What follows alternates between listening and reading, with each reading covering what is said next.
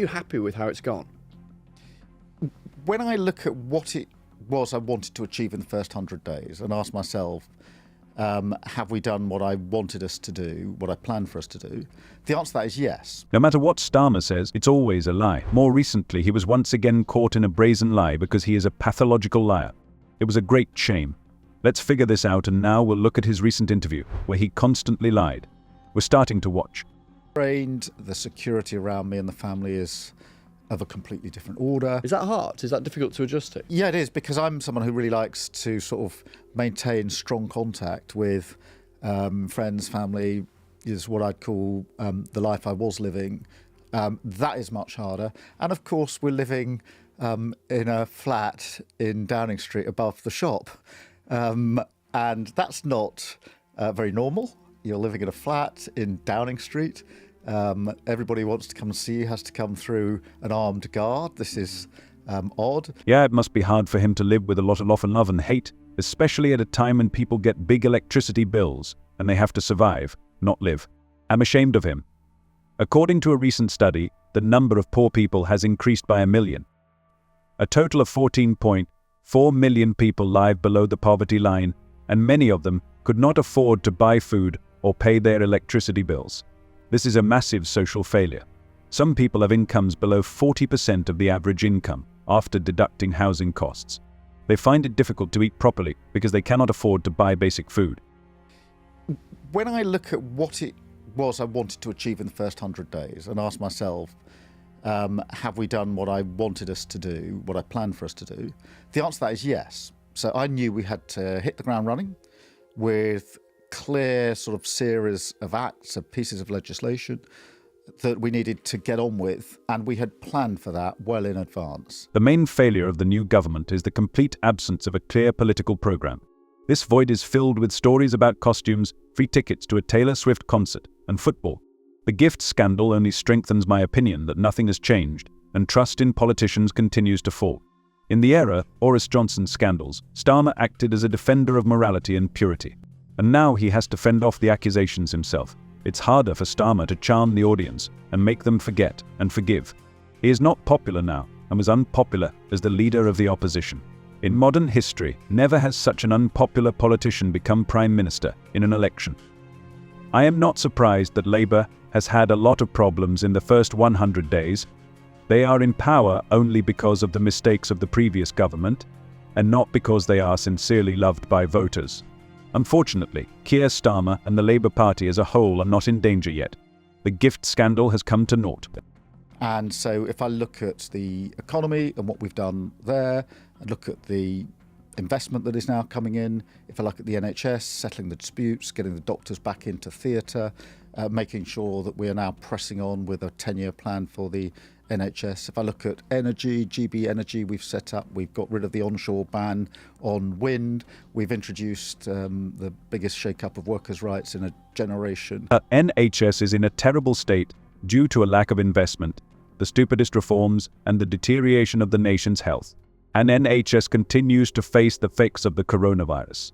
Another factor exerting pressure on healthcare was the deterioration of citizens' health, and the number of people with chronic diseases increased. We cannot receive timely assistance. Due to the lack of specialists, we have to wait a very long time. In August 2023, the number of people waiting for medical care in England reached 7.75 million, which is the highest figure in the entire history of follow-up since 2007. It's unimaginable. It's made up. Now that, if you like, is proof to me that the steps we're taking to stabilise the economy are, and be clear about our strategy, are having an effect. And some of the investors today who put the money in made it clear it was because the government's direction of travel and clarity is what they want to see. So all of that, I mean, look, along the way this was bumps and side winds, which, you know, I prefer we hadn't bumped into and been... By the way, our economy resumed growth in August. Gross domestic product has grown by 0.5% since July. Services, manufacturing and construction have shown good results. I mean, just let me, because I do think it's really important to get the balance right. In terms of the things we achieved that we wanted to achieve, the things we started, the legislation we've passed, that is all going absolutely according to the schedule that I set out.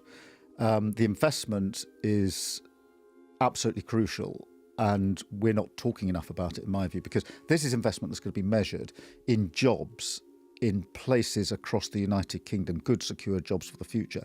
So in that sense, I'm pleased.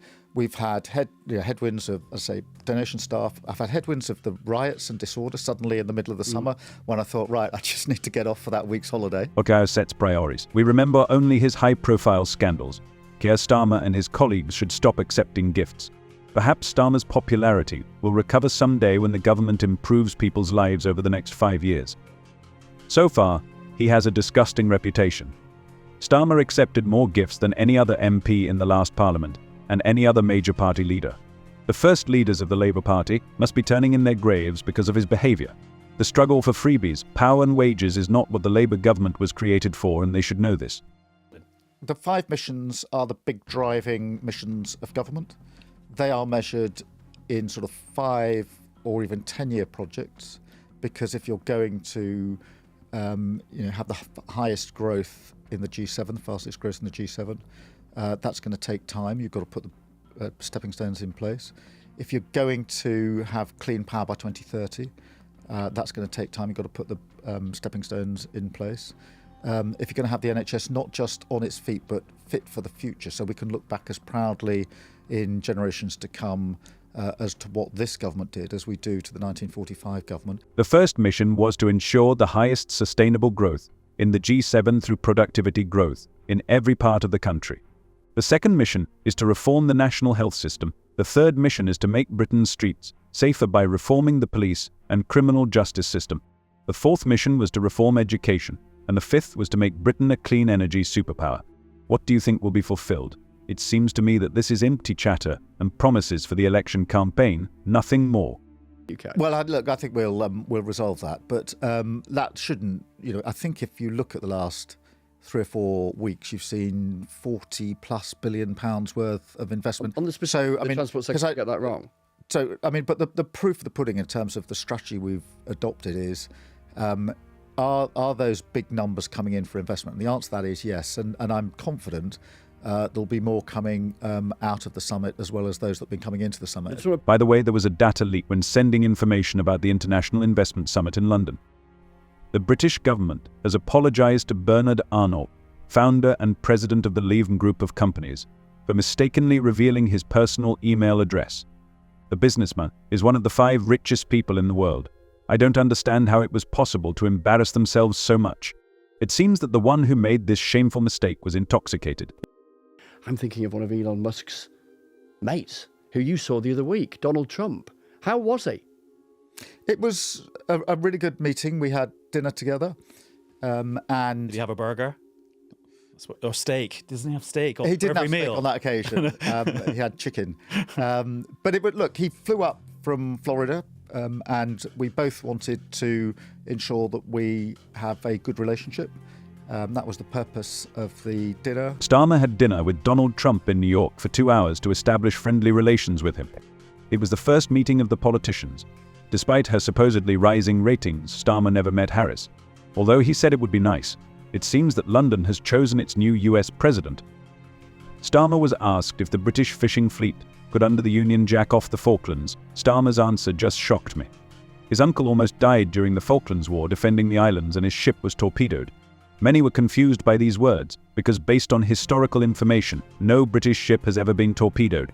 Another stupid lie. I don't understand why he said that. Apparently he generally takes us for idiots and believes that we can believe any nonsense.